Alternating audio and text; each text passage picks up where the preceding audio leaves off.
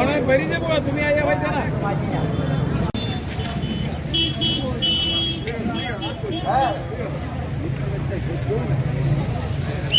इनकलाब जिंदाबाद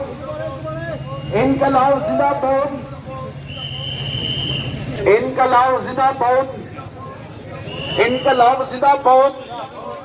12 দফা দাবির ভিত্তিতে কৃষক খ্যাত মজুর শ্রমিকদের এই মিছিলে দলে দলে যোগ দেন